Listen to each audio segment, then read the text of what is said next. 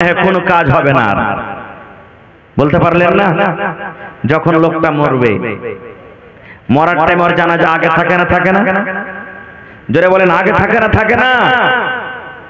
আর একটু জোরে বলেন ভাই, আগে থাকে না থাকে না? ওই টাইম ছাড়া কোনোদিন আগে হইতে পারবে না। এই জন্য ভাই ইলম শিখেন। নবীজি 1400 বছর আগে এলান করে দিয়েছেন, তলাবুল ইলমে ফরিজাতুন আলা কুল্লি মুসলিম। প্রত্যেক মুসলমান, নর হোক কিংবা নারী হোক, প্রত্যেক মুসলমান বেটা ছেলে হোক কিংবা বেটি ছেলে হোক, তারপরে ইলম শেখাটা ফরজ। ইলম শিখতেই হবে, ইলম শিখতে হবে। কেন? তাহলে একটা হাদিসের কথা শুনেন, কোরআনের কথা শুনেন। আমার নবী যখন দুনিয়াতে জন্ম নিয়েছেন, কোন জায়গাতে নবী জন্ম নিয়েছেন বলেন তো? কোন জায়গাতে জন্ম নিয়েছেন? আজকে কিছু শিখে এসেছি, কিছু দামি কথা দিতে এসেছি, নিয়ে যেতে হবে আপনাকে।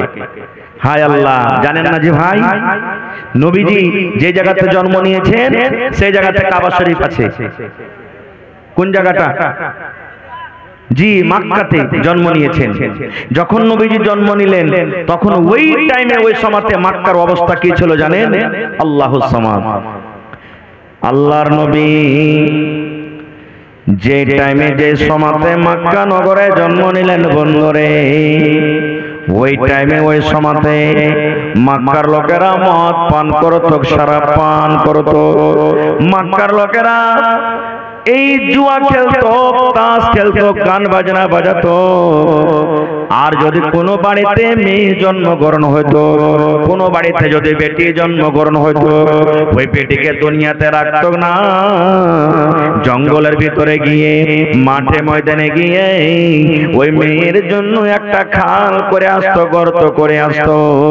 আর গর্ত করার পর জীবিত ওই বেটিকে তারা দফন করে দিত। সুবহানাল্লাহ। সোজা কথা মুসলমান, এই জমিনের উপরে এমন কোন পাপ ছিল না, এমন কোন গুনাহ ছিল না, এই জমিনের উপরে এমন কোন জুলুম অত্যাচার ছিল না যে জুলুম অত্যাচার গুনাহ পাপ মক্কা নগরে হতো না। সমস্ত পাপ গুনাহ মক্কা নগরে হতো। এরকম টাইমে আল্লাহ রাব্বুল আলামিন নবীকে জন্ম দিলেন। আস্তে আস্তে আস্তে আস্তে নবীর বয়স 40 বছর হয়ে গেল। সুবহানাল্লাহ। নবীজি মক্কা নগরের ব্যবহার দেখে, চাল চরিত্র দেখে নবীকে কিন্তু ভালো লাগে না। নবীজি মনে মনে চিন্তা করছেন, আল্লাহ এই মক্কার লোকেরা কেমন রে, যারা পাথরের পূজা করে। এই মক্কার লোকেরা কেমন রে, যারা সূর্যের পূজা করে। এই মক্কার লোকেরা কেমন, যারা মূর্তির পূজা করে, এই চন্দ্র সূর্যের পূজা করে। আমি এগুলার পূজা করব না। নবীজি নিজের বিবি খাদিজাকে বললেন, খাদিজা রে, আমি আর গ্রামে থাকবো না, আমি আর বাড়িতে থাকবো না। কোথায় থাকবেন স্বামী গো? বলছেন মক্কা নগর থেকে বাইরে একটা পাহাড় আছে, ওই পাহাড়টার ভিতরে একটা গর্ত আছে, ওই গর্ততে আমি চলে যাব। ওই পাহাড়টার নাম বলা হয়েছে গারে হিরা। নবীজি চলে গেলেন। আজকে এই মাদ্রাসার জালসা মুসলমান, আপনার বাচ্চারা, আপনার ছেলেরা মাদ্রাসাতে পড়ালেখা করে। আমার মাদানী সাহেবের বানাত খোলা আছে, ওই বানাতে দেখবেন মেয়েরা পড়ালেখা করে। যখন আপনি বাচ্চাটাকে বিদায় করবেন, মার চোখ দিয়ে ঝরঝর ঝরঝর করে পানি ঝরবে। আরে আমার ছেলেটা 15 দিনের জন্য মাদ্রাসা চলে গেল, 1 মাসের জন্য মাদ্রাসা চলে গেল। মা পকেটে টাকা দিবে, দেয় না। বাবারে টাকাটা নিয়ে যাও, বাবারে তুমি কিছু কিনা খাবে। বাবা কত আদর করে ছেলেকে সব করে পকেটে টাকা দিয়ে দেয়, বাবা তুমি নিয়ে যাও, তখন তোমার কিছু খাওয়ার মন হবে, খাবে। বাড়িতে কি করে ওই ছেলের জন্য ভাজা রেডি করে দেয়, চিড়া রেডি করে দেয়।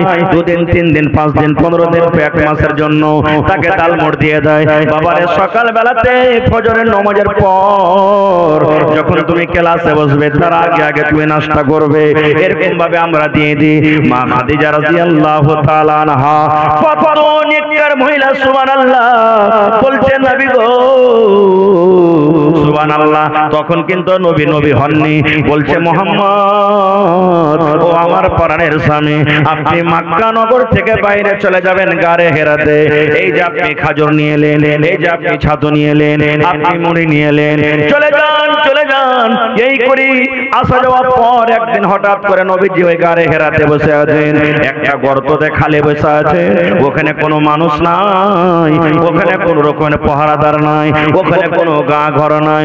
হঠাৎ করে একজন অপরিচিত মানুষ, যাকে কোনোদিন নবীজি দেখেননি, যার চেহারা কোনোদিন দেখেনি, হঠাৎ করে সেই দিন নবীজির বয়স কিন্তু 40 বছরকার, সেই লোকটা গারে হেরাতে চলে এলেন, গর্ততে চলে এলেন। আসার পর নবীকে বলছেন, আসসালামু আলাইকুম ইয়া মুহাম্মদ। নবীকে সালাম দিয়ে দিলেন। আল্লাহর নবী সালামের উত্তর দিলেন, কিন্তু নবীজি তাকে জীবনে কোনোদিন দেখেননি। নবী জানেন না যে এটা হলো আল্লাহর ফেরেশতা জিবরিল। ফেরেশতা মানুষের রূপে এসেছেন। আসার পর এইবারে ওই জিবরিল ফেরেশতা নবীকে বলছেন, মুহাম্মদ ইকরা, তুমি পড়ো, তুমি পড়ো। আল্লাহর নবী কোনোদিন জীবনে মাদ্রাসাতে পড়ালেখা করেননি। আজকে দেখবেন মাদ্রাসার ব্যবস্থা হয়েছে। দেখেন চিন্নি বাজারে মাদ্রাসা আছে, মির্জাবাড়িতে মাদ্রাসা আছে, আপনার রাহিকাতে মাদ্রাসা আছে, তারুণাবাড়িতে মাদ্রাসা আছে, বিভিন্ন জায়গাতে পড়ালেখার ব্যবস্থা করা হয়েছে। কিন্তু এই জামানাতে এরকম ব্যবস্থা ছিল না। নবীজি আমার কোন মাওলানার কাছে পড়েননি, নবীজি কোন মানুষের কাছে পড়েননি। সুবহানাল্লাহ। আরবি জবান, আরবি ভাষা নবীর। তবে জিবরিল ফেরেশতা বলছেন, ইকরা, হে মুহাম্মদ তুমি পড়ো। নবীজি বলছেন, আমি জানি না পড়ালেখা আমি পড়িতে পারবো না, আমার জিহ্বাটা উল্টে না, কেমন করে আমি পড়বো? আমি জীবনে কোনোদিন পড়ালেখা করিনি, আমি পড়ালেখা জানি না, পড়িতে পারবো না, আমি জানি না পড়িতে। যেমন কথাটা বলা, জিবরিল ফেরেশতা নবীকে ধরে এরকম ভাবে বুকের সাথে চাপলেন, বুঝছি একবারে জোর করে শক্তি হিসাবে চাপলেন। চাপা পর আবার বলছেন, ইকরা, পড়ো। নবী আবার বলছেন, আমি পড়ালেখা জানি না, কেমন করে আমি পড়বো? আবার চাপলেন তাকে সিনেতে ধরে। তৃতীয় নম্বরে আবার বলছেন, ইকরা বিসমি রাব্বিকাল্লাযী খালাক, হে মুহাম্মদ পড়ো। আবার নবীজি কে ধরে চাপলেন যে আমি পড়িতে জানি না। তৃতীয়বার চাপানোর পর সুবহানাল্লাহ, আল্লাহ তাবারাক ওয়া তাআলার পক্ষ থেকে নবীজি একবারে পড়িতে লাগলেন, ফরফর ফরফর করে পড়িতে লাগলেন। জিবরিল আমিন পড়িলেন, ইকরা বিসমি রাব্বিকাল্লাযী খালাক। নবীজি পড়িতে লাগলেন, ইকরা বিসমি রাব্বিকাল্লাযী খালাক। জিবরিল আমিন পড়লেন, খালাকাল ইনসানা মিন আলাক। নবীজি পড়িতে লাগলেন, খালাকাল ইনসানা মিন আলাক। এই করে করে করে 5 খানা আয়াত নাজিল হলো, চলে গেলেন। আচ্ছা বলেন তো, ওই নবী কি জানতেন যে এটা হলো আল্লাহর ফেরেশতা জিবরিল আমিন? জোরে বলেন, জানেন কি?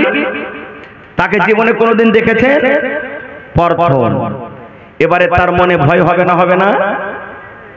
আপনি জালসা সেরে বাড়ি যাচ্ছেন, আল্লাহ না করে এরকম হয়, একাই আছেন, দুজন আছেন, হঠাৎ করে একটা মহিলা সামনে দাঁড় হয়ে গেল, আপনার মনে ভয় লাগবে না? লাগবে না? জোরে বলেন, ভয় হবে না? হবে না? ওরে আল্লাহ, মোটর সাইকেলে যদি থাকেন তো হইতে পারে হ্যান্ডেল হাত থেকে ছুটেও যেতে পারে, এরকম আপনি ভয় খাবেন। নবীজি ভয় খেয়ে গেলেন, আল্লাহ এতদিন থেকে আমি এই জায়গাতে আসছি, কোনোদিন এরকম আমার সাথে হয়নি, এরকম ঘটনা ঘটেনি। সুবহানাল্লাহ। আমি ওদিককার ঘটনা আর যাব না বলতে। মেন আমার বলার উদ্দেশ্য হলো এই যে মক্কা নগরে চুরি হতো নাকি? মক্কা নগরে মদ পান করত, মক্কা নগরে আল্লাহর পূজা করত না, মক্কা নগরে নিজের মেয়েকে কন্যাকে জমিনে দফন করত। কিন্তু আল্লাহ তাবারাক ওয়া তাআলা নবীকে প্রথমে এই কথাটা বললেন না, হে নবী যাও, আর যাওয়ার পর তুমি দ্বীনের কাজ করো, তাবলীগের কাজ করো, যে তোমরা মেয়েকে খবরদার জমিনে দফন করিও না, তোমরা মদ পান করিও না, তোমরা আল্লাহর পূজা করো, অন্য আল্লাহ ছাড়া কাউকে পূজা করিও না। এই কথাটা নবীকে না বলে নবীকে আল্লাহ বলছেন, ইকরা, তুমি পড়ো। ব্যাপারটা উল্টা লাগে না? বলেন, ব্যাপারটা উল্টা লাগে? লাগে না? গ্রামে যদি আজকে আমি চলে যাই, সুবহানাল্লাহ, আর যাওয়ার পর দেখছি মদ পান করছে, কেউ জিনা ব্যভিচার করছে, কেউ আর কিছু করছে, তাস খেলছে, ওই জায়গাতে যে যদি আমি বলি ভাই এই মদ পান করিও না, ভাই তুমি জুয়া খেলিও না, জিনা ব্যভিচার করিও না, এগুলা না বলে যদি আমি বলি, বা আমার কোনো ভাই মাওলানা যে বলে ভাই পড়ালেখা করো, যারা পাঞ্জরে থাকবে এই সালা মুলবির মাথা মনে হয় তার কেটে গেছে নাকি? একে মদ পান করছে, একে এক কথাটা বলে না যে ভাই মদ পান করিও না, এই তুমি জেনা ব্যভিচার করছো ভাই তাকে ছেড়ে দাও, এইটা না বলে কি বলছে চলো মাদ্রাসা পড়ালেখা করতে চলো। কথাটা কেমন?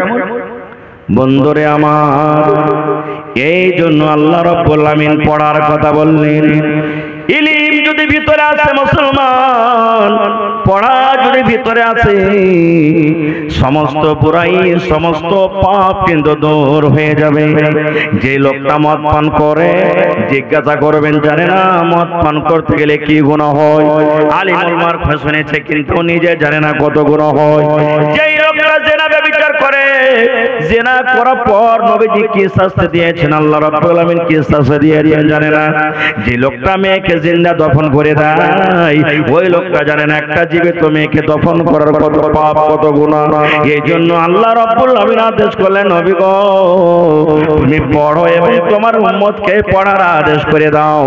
কারণ মানুষ পড়তে গেলে আগে বাড়বে, মানুষ পড়তে গেলে আল্লাহকে চিনবে, মানুষ পড়তে গেলে আল্লাহর বিধান চিনবে, মানুষ পড়তে গেলে দ্বীন শিখবে, মানুষ পড়তে গেলে মদ পান করা ছেড়ে দিবে, মানুষ পড়তে গেলে জিনা ব্যভিচার করা ছেড়ে দিবে, মানুষ পড়তে গেলে দুনিয়ার সমস্ত পাপ দূর হয়ে যাবে।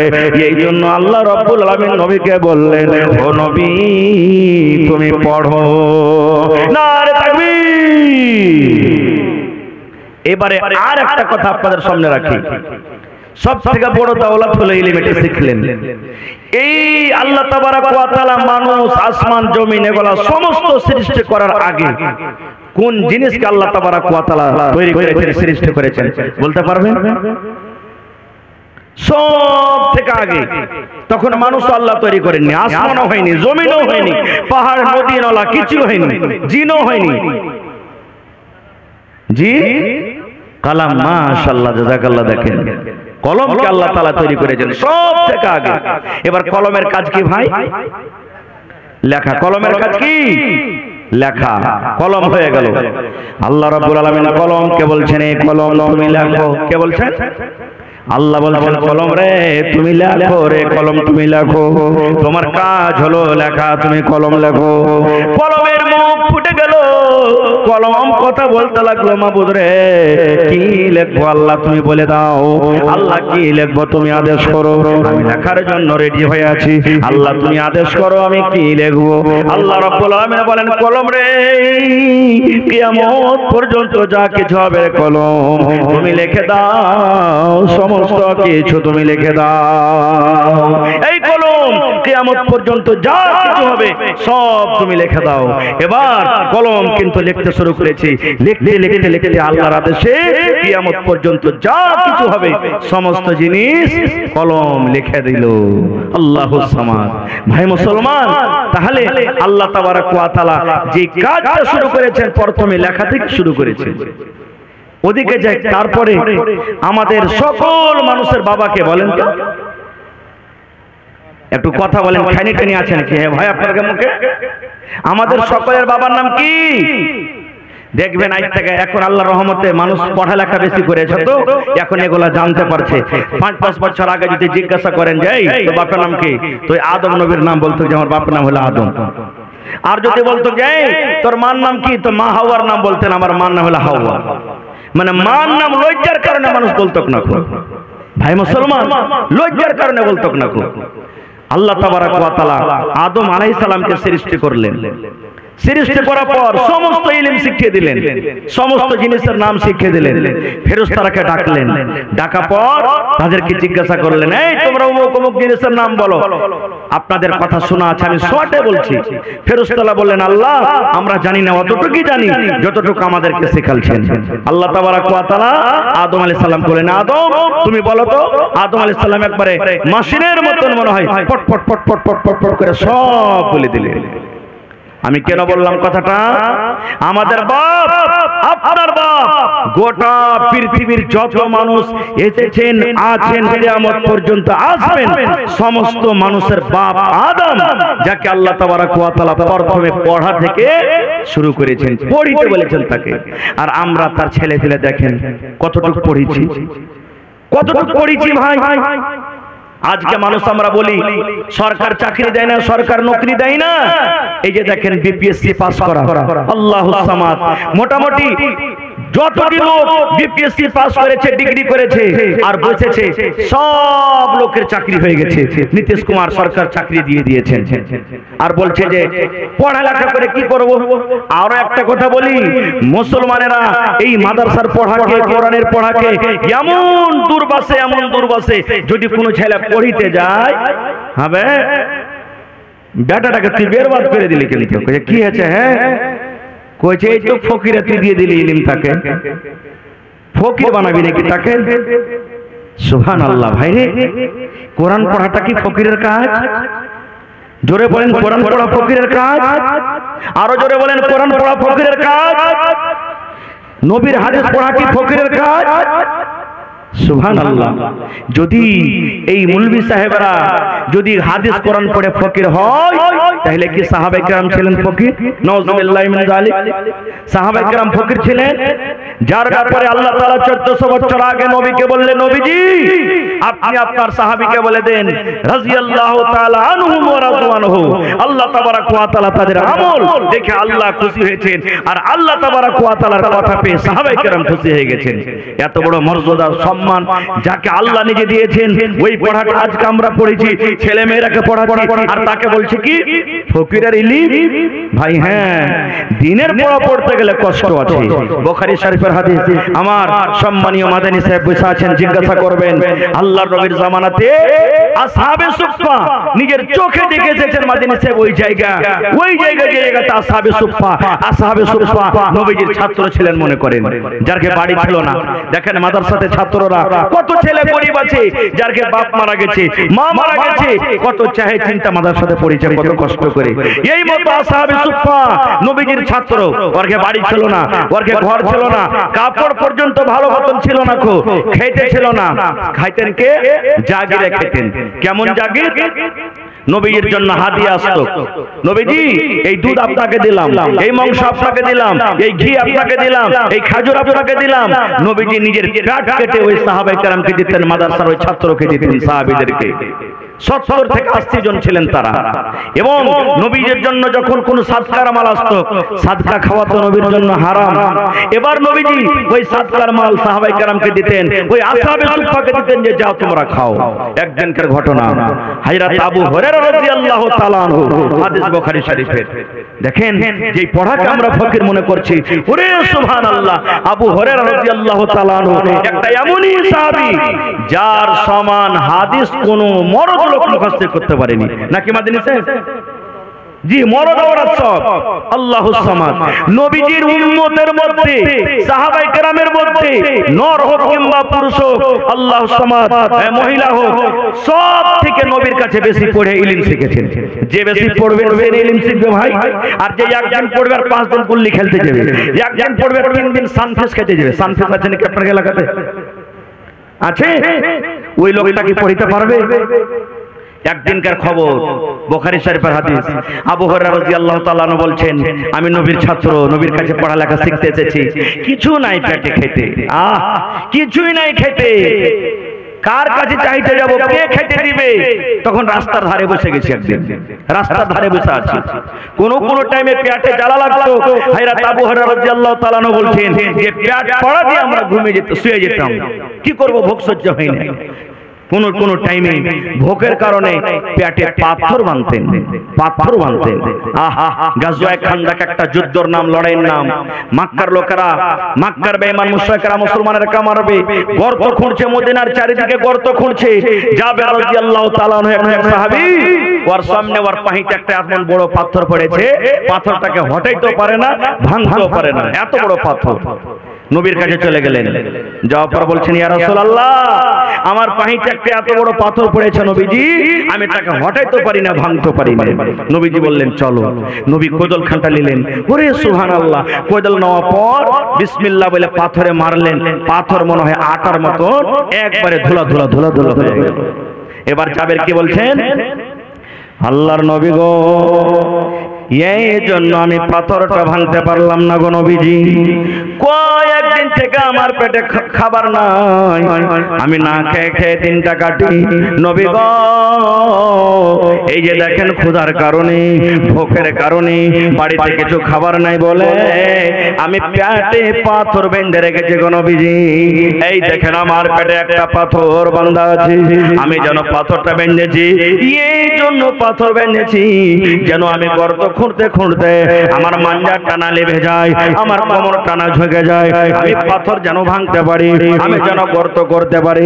এই জন্য নবী গো ক্ষুধার কারণে, ভোকের কারণে আমি পাথরটাকে হটাইতে পারলাম না। এই মুসলমান দেখেন, এবার দয়ার নবী বলছেন, এই জাবের তুমি শোনো, ও জাবের রে, ক্ষুধার কারণে, ভোকের কারণে তুমি পেটে পাথর বেঁধেছ রে বাবা। আমি দয়ার নবী দেখো তোমার পেটে একটা পাথর বাঁধা আছে, আর আমি নবী দেখো আমার পেটে ক্ষুধার কারণে দুইটা পাথর বাঁধা আছে। ওরে সুবহানাল্লাহ, আল্লাহ নবীর বাড়ির কথা শুনেন ভাই মুসলমান, কেমন করে কষ্ট করে নবীর স্ত্রীরা থাকতেন। আল্লাহ নবীর স্ত্রী মা আয়েশা রাদিয়াল্লাহু তাআলা আনহা নিজের বোনের বেটাকে বলছেন, বেটা রে, নবীর বাড়িতে নবীর জীবনে 2 মাস ধরে বেটা রে একটানাতে জীবনে আমরা পেট ভরে খাইতে পাইনি। নবীর বাড়িতে 2 মাস পর্যন্ত আখা জ্বলতক না, চুলা জ্বলতক না। কিছু রান্না বান্না করব বলে এই নবীর বাড়িতে মাংস এলো রান্না করি, কিংবা রুটি তৈরি করি, কিংবা ঘাঁটি তৈরি করি। বলছে ব্যাটারি নবীর বাড়িতে এরকম কোনো আমরা দানা পাইনি ব্যাটারে, কি আমরা রান্না বান্না করব। নবীর বাড়িতে 2 মাস পর্যন্ত চুলা জ্বলতক না। 2 মাস কতদিন? জোরে বলে। 60 দিন পর্যন্ত কি জ্বলতক না? জোরে বলে। আখা জ্বলতক না। এবার আপনার আমার বাড়িতে যদি একদিন নেন দূরের কথা, কাসবার বাজার থেকে বাড়িতে এসেছেন 9টার সময়তে, দেখছেন বিবিটার তাবিয়াত শরীর খারাপ, স্মৃতি আছে, মন খারাপ হবে না? হবে না? লাঠি থাকতে গেলে তো শুরু করে দেবেন, আখাকে ভেঙে চড়ে ফেলে দেবে। কত রাগ! মা আয়েশা বলেন নবীর বাড়িতে 2 মাস চুলা জ্বলতক না। তখন মা আয়েশা বলেন, আমার বোনের বেটা আমাকে প্রশ্ন করছেন, আগে খালা কি খেয়ে দিন কাটতে গিয়ে খালা 2 মাস যদি চুলা না জ্বলে কি খাতি? মা আয়েশা বলেন, বেটা রে, আল্লাহ সুবহান 2টা কালো কালো জিনিস আমরা দিন কাটলাম। বলছে ব্যাটারি একটা হলো আমার খাজুর, 1 নম্বরে খাজুর। নবীজি আমাদেরকে 1টা 2টা করে খাজুর দিতেন, নবীজি আমাদেরকে খাজুর দিতেন। বাচ্চারা যেমন চকলেট চুষে চকলেট খায়, এই মতো চুষে চুষে আমরা খাজুরটা খাইতাম। আর 2 নম্বর আলমা পানি, খাজুর খাওয়ার পর থেকে 1 গ্লাস 2 গ্লাস পানি পান করলাম। কিংবা নবীর জন্য হাদিয়া আসতো, কোন বাড়ি থেকে নবীর জন্য দুধ দিয়ে দিতেন, কোন বাড়ি থেকে মাংস দিয়ে দিতেন, কোন বাড়ি থেকে খাজুর দিয়ে দিতেন, কোন বাড়ি থেকে আর কিছু দিয়ে দিতেন। নবীজি একাই খেতেন না, আমরা নবীর স্ত্রী আমাদের গদিতেন। এই করে করে বেটারে নবীর বাড়িতে আমরা দিন কেটেছি, কিন্তু চুলা জ্বালার জন্য 2 মাস পর্যন্ত আমরা কিছু করিনি। সুবহানাল্লাহ, এত কষ্ট করে থেকেছেন। আমি ওদিকে যাব না, কষ্টটা শুধু আপনাদেরকে দেখালাম। এরকম অনেক হাদিস আছে, আমি ওদিকে যাব না। তা আবু হুরায়রা রাদিয়াল্লাহু তাআলা আনহু একজন নবীর ছাত্র, পেটে কিছু নাই, কার বাড়িতে যাবে চাইতে? এখন আমরা মানুষ পেটে না থাকতে গেলে দেখবেন, বাজারও দেখবেন কোন মহিলা চলে আসবে, ভাই 10টা টাকা দাও, কিছু খেতে পাইনি, বলে না? বলে না? বলে কি বলে না ভাই? মসজিদে দেখবেন জুমার দিন চলে আসবে, ভাই রে ছোট ছোট ছেলে বাবা নাই তার, 10-5 করে তোমরা সাহায্য করো, এই দেখবেন। কিন্তু সেই সাহাবী না খেয়ে মরে যাবেন, কিন্তু অন্য কোনো মানুষের কাছে হাত পাতাতেন না, চাইতেন না যে ভাই আমাদেরকে দাও, খেতে দাও, ক্ষুধা লেগেছে। বসে গেলেন রাস্তা থেকে। হযরত আবু হুরায়রা রাদিয়াল্লাহু তাআলা আনহু কেন বসলেন? যে এই জায়গা দিয়ে হযরত ওমর ফারুক যাবেন, এই জায়গা দিয়ে হযরত ওসমান যাবেন, এই জায়গা দিয়ে রাস্তা দিয়ে হযরত আলী যাবেন, এই জায়গা দিয়ে হযরত আবু বকর রাদিয়াল্লাহু তাআলা আনহু যাবেন, এই রাস্তা দিয়ে নবী মুহাম্মদ সাল্লাল্লাহু আলাইহি ওয়াসাল্লাম যাবেন। আমার মুখখানটা শুকিয়ে আছে, আমি যে কয়েকদিন থেকে খাইনি, তখন আমার হাতখানটাকে ধরে আমাকে 2টা দানা দিবে। দেখেন রাস্তাতে বসে গেলেন। হযরত আবু হুরায়রা বলেন, আমি রাস্তাতে বসে আছি, আমার সামনে দিয়ে হযরত আবু বকর রাদিয়াল্লাহু তাআলা আনহু চলে যান, আমাকে সালাম দিলেন। হযরত আবু হুরায়রা বলেন, ও ভাই আবু বকর, কোরআনের অমুক আয়াতটা আমি বুঝতে পারি না রে ভাই, কোরআনের অমুক আয়াতটা আপনি আমাকে বুঝিয়ে দেন। এই বলার উদ্দেশ্য হলো যে আমি যখন তাকে বলবো কোরআনের অমুক আয়াতটা আমাকে বুঝিয়ে দেন, আমার পেটে কয়দিন থেকে না খেয়ে আছি, দানা নাই, ক্ষুধার অবস্থাতে আছি, হয়তো আমাকে আমার ভিতরটা জানবে আর আমার হাত খানটাকে ধরে আমাকে দুটা দানা দিবে, এই জন্য আমি জিজ্ঞাসা করলাম। কিন্তু হযরত আবু বকর আমার ভিতরকার কথা বুঝতে পারলেন না। আমি কোরআনের আয়াতের মতলব বুঝিয়ে চাইলাম, আমাকে আয়াতটা বুঝিয়ে চলে গেলেন। 2 নম্বরে চলে এলেন হযরত ওমর রাদিয়াল্লাহু তাআলা আনহু, আমাকে সালাম দিলেন। আমি তাকে বললাম, ওমর ভাই, কোরআনের অমুক আয়াতটা আমি বুঝতে পারি না ভাই রে, তুমি দয়া করে কোরআনের অমুক আয়াতটা আমাকে বুঝিয়ে দাও। উনি আমাকে আয়াতটা বুঝিয়ে দিলেন, কিন্তু আমার ভিতরকার কথা জানতেন না। এই করে করে করে সমস্ত সাহাবায়ে কেরাম যারা যাওয়ার ছিলেন চলে গেলেন। এবার শেষের বেলাতে নবী মুহাম্মদ সাল্লাল্লাহু আলাইহি ওয়াসাল্লাম রাস্তা দিয়ে চলে যান। এবার নবীজি হযরত আবু বকর রাদিয়াল্লাহু নবীজি চলে যাচ্ছেন। এবারে নবীজি যেতে যেতে হযরত আবু বকরের চেহারার দিকে দেখেছেন, আবু হুরায়রার চেহারার দিকে দেখেছেন। দেখার পর নবীজি বুঝেছেন যে এই না খেয়ে আছে মনে হয়, এর মুখখানটা শুকিয়ে আছে। নবীজি একটু মুচকি হাসি দিলেন তার দিকে দেখে। দেওয়ার পর বলছেন, আবু হুরায়রা, উঠো আমার সাথে, চলো চলো আমার বাড়ি চলো। হযরত আবু হুরায়রা রাদিয়াল্লাহু তাআলা আনহু বলছেন যে যাই, আল্লাহ তাআলা মনে হয় আমার খাওয়ার ব্যবস্থা এর বাড়িতে করেছে। এটা কে?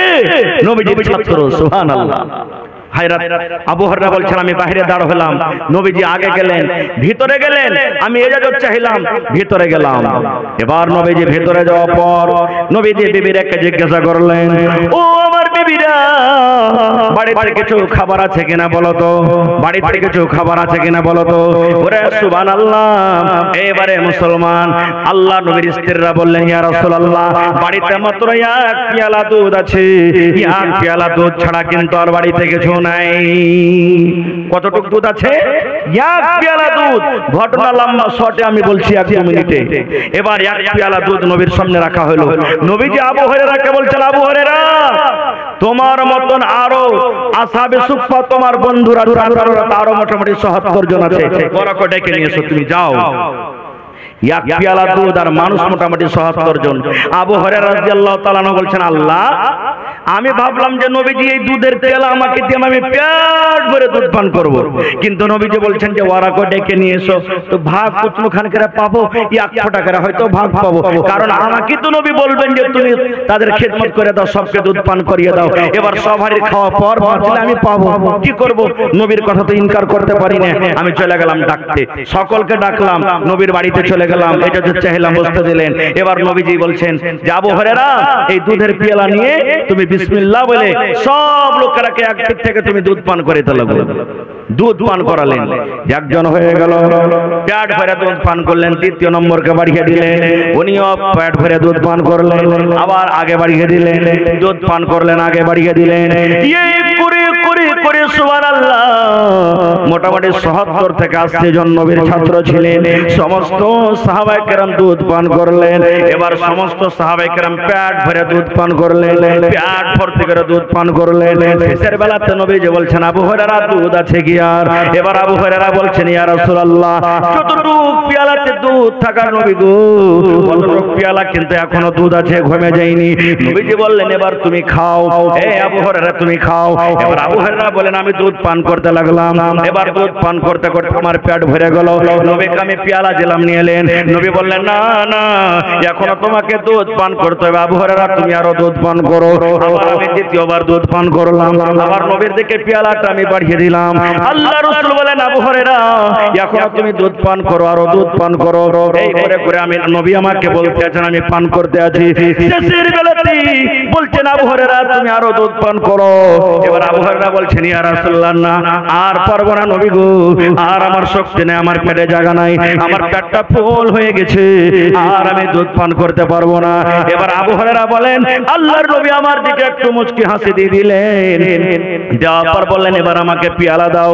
এবার পেয়ালাটা আমি নবীর হাতে দিয়ে দিলাম। এবার দয়ার নবী ওই দুধ পান করলেন। এখানে কয়েকটা কথা আমরা বুঝতে পারলাম।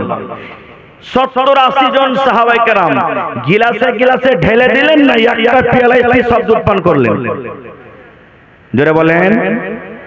একটা পেয়ালাতে দুধ পান করলেন।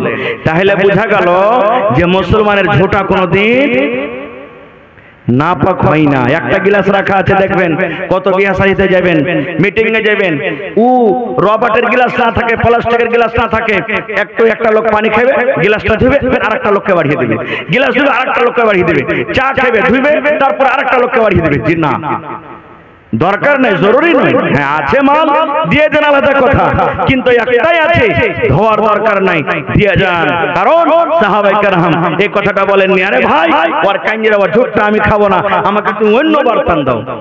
নবীজি নিজে শেষের বেলাতে খেলেন। 70-80 জন দুধ পান করার পর নবীজি নিজে খেলেন। সুবহানাল্লাহ। ভাইরে কেমন সাহাবায়ে কেরাম ছিলেন তারা, যে দ্বীনের জন্য, ইলমের জন্য, পড়ার জন্য, নবীর কথা শিখবো বলে তারা নিজের বাড়ি ঘরকে ত্যাগ করে নিজের পেটে কষ্ট দিয়ে তারা ইলম শিখেছেন। যার কারণে সেই কথা পড়ে লিখে আজকে আপনাদের সামনে আমরা বয়ান করতে পারছি। ভাই মুসলমান, এই জন্য ইলম শিখতে হবে। বিনা ইলমে মানুষের জীবন আধুরা। কোনদিন আপনি সাকসেস হতে পারবেন না, কামিয়াব হতে পারবেন না, জীবনে কামিয়াব হতে পারবেন না যতক্ষণ পর্যন্ত আপনি ইলম না শিখবেন। ভাইরে এই জন্য আজকে মাদ্রাসার জালসাটা হলো এই ইলমের জন্য, যেখানে ছোট ছোট মাসুম ছেলেরা, বাচ্চারা ইলম শিখছে, ছোট ছোট মেয়েরা ইলম শিখছে। তবে ভাই এই মাদ্রাসাটা কি এমনি চলবে? চলবে না। মাদ্রাসা চালাইতে গেলে টাকার দরকার আছে। আজকে দেখেন এই পিন্ডালের ভিতরে হেলোজেন লাগা আছে, এই পিন্ডালের ভিতরে মার্কারি জ্বলা আছে, এই মার্কারি আলো হচ্ছে, জার্নিটার চলছে কি চলে না? জার্নিটারটাকে লাইন দিচ্ছে নাকি? এবার জার্নিটার তেলে চলছে না পানিতে? জোরে বলেন। তেলে চলছে, বিনা তেলে আলো হবে না, জার্নিটার চলবে না। এই মাদ্রাসা হলো কি? জার্নিটার। মাদ্রাসা হলো জার্নিটার, আর মাদ্রাসার ছাত্র যারা পড়ালেখা করছে এরা হলো লাইট। তবে বিনা জার্নিটার তেলে, জার্নিটার তেল না ঢালতে গেলে যেমন জার্নিটার চালু হবে না আর মার্কারি জ্বলবে না, এই মতো আপনার বিনা সাহায্যতে মাদ্রাসা কোনোদিন চলবে না। ভাই ভাইরে 1 টাকা দিবেন, 5 টাকা দিবেন, আপনার দান নিয়ে নেব। দেখে মাদ্রাসার জন্য, কোরআনের জন্য, কোরআনের খাতিরে, কোরআনের প্রতি মহব্বত ভালোবাসা কার আছে? আল্লাহ এবং আল্লাহ রাসূলকে কে ভালোবাসেন? সাহাবায়ে কেরামের প্রতি মহব্বত ভালোবাসা কার আছে? দেখি একটা লোক 10,000 টাকা দান করতে পারবেন? দেখি কোন এমন লোক আছেন 1000 ইট কিংবা 1000 ইটের দাম দান করতে পারবেন? কারণ মাদ্রাসাতে ঘর দেখলাম, টিনের ঘর, সমস্ত ঘর, এখনো বিল্ডিং পাকা হয়নি। আমার আপনার ছেলেরা কত আরামে বাড়িতে শুচ্ছে, আর ছোট ছোট মাসুম বাচ্চারা দেখেন মাটির উপরে তারা পড়ালেখা করছে, টিনের ঘরে তারা পড়ালেখা করছে। সেই টিনটা বিল্ডিং করতে হবে, পাকা করতে হবে। দেখি একটা লোক কেমন আছেন 10,000 টাকা দান করবেন কিংবা 1000 ইটের দাম দান করবেন। দেখি কোন আল্লাহর বান্দা এমন আছে 1 কুইন্টাল রডের দাম কিংবা 1 কুইন্টাল রড দান করবেন। দেখি কোন আল্লাহর বান্দা আছেন 100 সেফটি বালুর দাম কিংবা 100 সেফটি বালু টিনে পৌঁছে দিবেন। দেখি তারপরে 30 জন আল্লাহওয়ালাকে দেখবো 1000, 2000, 5000 এই করে করে 30 পারা কোরআনের দাম। 30 পারা কোরআন আছে না? কয় পারা কোরআন আছে ভাই? 30 পারা কোরআন আছে। সুবহানাল্লাহ। গত রাতে লাভাতে আমার প্রোগ্রাম ছিল, আল্লাহুস সামাদ। 30 জন ভাইয়ের কাছে আমি 1000 করে 2000 করে চাইলাম, মোটামুটি 50 পার করে গেছে। আল্লাহুস সামাদ। আজকে দেখি আমার এই অঞ্চলে, এলাকাতে প্রথমে কোন পীর মুজাহিদ আছেন কোরআনের প্রতি মহব্বত ভালোবাসা দেখিয়ে 1000 টাকা প্রথমে দান করবেন, এবং কমিটির লোককে বলবো মা খালাদের পিন্ডালে চাদর দিয়ে পাঠিয়ে দেন। আর মায়েরা খালার বলবো আপনাদের পিন্ডালে চাদর যদি ঘুরে, তো চাদরে আপনারা মন দিয়ে গলার হার, নাকের, কানের, পায়ের আর টাকা পয়সা যার যতটুকু শক্তি আছে সেই শক্তি হিসাবে দান করবেন। সুবহানাল্লাহ। এই গত রাতে ভোলামারি মাদ্রাসাতে একজন মহিলা গলাতে যে আগে মায়েরা খালারা তাবিজ দিত, সোনার তাবিজ, 8খানা তাবিজ স্টেজে দিয়ে পাঠিয়ে দিয়েছেন। মাওলানা একটু আমার জন্য দোয়া করে দেন। এই গলা থেকে 8খানা তাবিজ আমি এই মাদ্রাসার জন্য দান করে দিলাম। দিলাম। আজকে দেখি কোনো মা আছেন এলাকার মধ্যে যে গলা থেকে এখানটা হার দান করবেন, কানের দান করবেন, নাকের দান করবেন, হাতের আংটি গলা দিয়ে পাঠাবেন, পার পায়াল দিয়ে পাঠাবেন। দেখি কোন আল্লাহ ওয়ালি এমন কোন বান্দি আছেন যে দিয়ে পাঠাবেন। আচ্ছা তো ভাই, প্রথমে 10,000 টাকা কোন আল্লাহ ওয়ালা, 2 নম্বরে 5,000 টাকা, এবারে 30টা কলম 1,000 2,000 1,000 2,000 করে করে আপনার কাছে আবদার রাখলাম। মাশাআল্লাহ, এ আমার নানা মাশাআল্লাহ। এই দেখেন ফেসবুকে কয়দিন হলো আমি দেখলাম, মনে হয় এই সিজনের প্রথম 2-4 দিন হলো শুরু হয়েছে কাজ নাকি। আল্লাহুস সামাদ মাদানী সাহেবকে দেখলাম, আমার ভাই নুরুল হক সাহেবকে দেখলাম, যে আমান ইট ভাট্টা মনে হয় নাকি। এই দেখেন আমান ইট ভাট্টার মালিক হলেন আমার ভাই নুরুল ইসলাম সাহেব। এই মাদ্রাসার জন্য 1,000 ইট দান করলেন। আরো নেবেন নাকি? জি 1,000 তো চেয়েছি। জি জি জি, মানে সব জায়গাতে লাগছে ওরাকে তো। হ্যাঁ, সব জায়গাতে লাগছে তো। আমার ভাই নুরুল ইসলাম সাহেব, নুরুল হক সাহেব 1,000 ইট দান করবেন এই মাদ্রাসাতে। নারে তাকবীর, মাশাআল্লাহ। এ ভাই দেখি 2 নম্বরে 1,000 ইট কিংবা 10,000 টাকা দেনেওয়ালা কে আছেন, এবং 5,000 টাকার একটা কলম কে আছেন? 30 জন বান্দা, 30 জন ভাই, মা, খালা, দাদা কে দেখবো 1,000 1,000 1,000 করে আসেন। তো প্রথম কে আছেন? মাশাআল্লাহ। এই দেখেন আমার একজন নানা যান, 1 2 3 4 5, কি নাম? এই দেখেন আব্দুল মান্নান সাহেব, কোরআনের দাম 1,000 টাকা দিলেন। আর আমার মামু উসমান গানি সাহেব, আল্লাহুস সামাদ, 1,000 টাকা দিলেন। মামু তারও পারবে দিতে লাগছে নাকি? পারবে দিতে না? তো मास्टर शाहनवाज बाजी उस्मान साहेब जहाँ कहीं पर हो अख्तर से दे 5,000 টাকা आए। मास्टर शाहनवाज तनवीर का लड़का वो स्टेज पर आए। আমার এই দেখেন মামাজান উসমান সাহেব 1,000 দিয়েছেন, ইনশাআল্লাহ 4,000 টাকা পুরা করে দিবে নাকি? মামু কিছু আবদার আর 1,000 দিয়ে দিবেন। মাশাআল্লাহ, নারে তাকবীর, আল্লাহুস সামাদ। এই দেখেন জি 5,000 আমি বলেছি, বলছেন 1,000 আর দিয়ে দিই। জি তো 2,000 টাকা হলো, 3 পারা কোরআনের দাম হয়ে গেল ভাই। মাশাআল্লাহ, জাযাকাল্লাহ। এই দেখেন আমার মামাজান উসমান গানি 2 পারা কোরআনের দাম। আর এই দেখেন আমার নানা জান, কি নাম বললেন? আব্দুল মান্নান সাহেব 1 পারা কোরআনের দাম 1,000 টাকা দিয়ে দিলেন।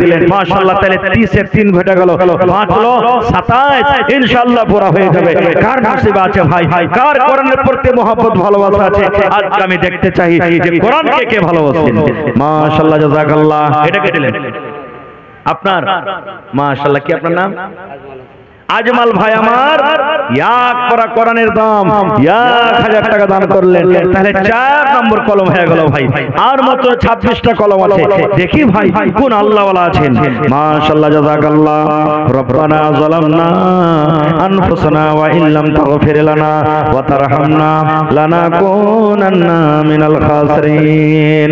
রব্বানা আতিনা ফিদ দুনিয়া হাসানা ওয়া ফিল আখিরাতি হাসানাতাও ওয়া কিনা আযাবান নার।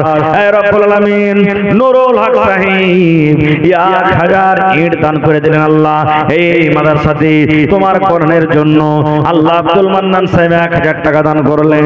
আল্লাহ উসমান গানি সাহেব 2,000 টাকা দান করলেন। আল্লাহ আজমাল সাহেব 1,000 টাকা দান করলেন। আল্লাহ তোমার কোরআনের প্রতি মহব্বত ভালোবাসা দেখিয়েছেন। আল্লাহ তারকে দান তুমি কবুল করে নাও। মনের আশা আল্লাহ পুরা করো। রোজগারি আল্লাহ বরকত দাও। কামাই কামাইতে আল্লাহ বরকত দাও। এ রব্বুল আলামিন, চাদর থেকে অনেক বলিদান এসেছে। আল্লাহকে 10 কে 20 কে 500 কে 1000 কে 2,000 দান করেছেন। আল্লাহকে মায়ের জন্য, কে দাদার জন্য, কে দাদের জন্য, আল্লাহকে বিবির জন্য, কে স্বামীর জন্য। মাবুদ, দুনিয়ার খবর পাওয়া যায় কিন্তু কবরের কোনো খবর পাওয়া যায় না। আল্লাহ আত্মীয় স্বজন যারকে কবরে চলে গেছেন, জানি না রে মাওলা তার কবরে কি হালাতে আছে। আল্লাহ তারকে কবরে জান্নাতের বিছানা দিয়ে দাও। আল্লাহ তারকে কবরকে তুমি নূর দিয়ে আমার করে দাও। রব্বানা তাকাব্বাল মিন্না ইন্নাকা আনতাস সামিউল আলিম আমিন সুম্মা আমিন। আসেন ভাই, লেট করিয়েন না, তাড়াতাড়ি করে আপনারা দানটা দিয়ে যান, লেট করিয়েন না।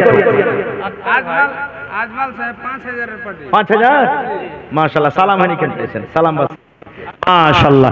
এই দেখেন আমার ভাই আজমাল সাহেব 1000 দিয়েছেন, কিন্তু খায়রুল ভাই বলছেন যে 5000 টাকা দিতে পারবে ইনশাআল্লাহ।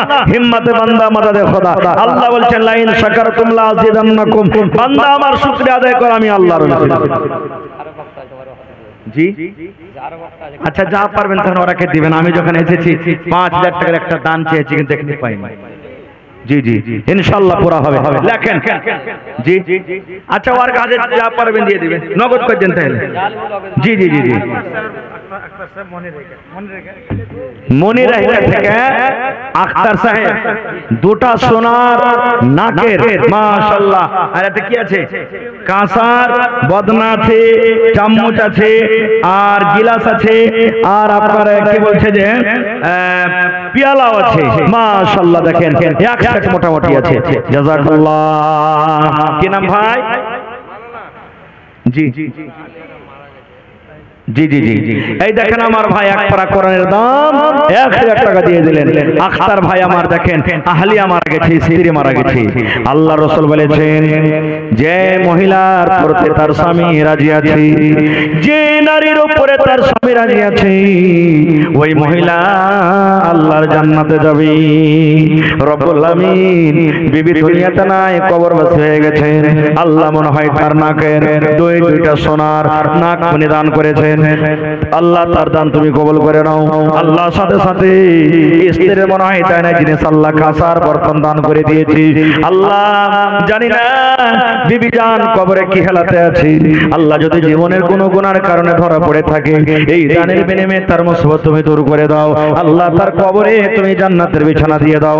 আল্লাহ তার দাওলাতে মালে আগে বাড়িতে পারে, কিন্তু কোন জায়গাতে ইলমে বাড়তে পারবে না। হ্যাঁ, একটা জায়গাতে একটা টাইমে একটা সময়তে আলিম থেকে মুলবি থেকে যারা মুরুক গাওয়ার মানুষ তারা আগে বাড়িতে পারে। কখন বলেন তো? কখন সেই টাইমটা?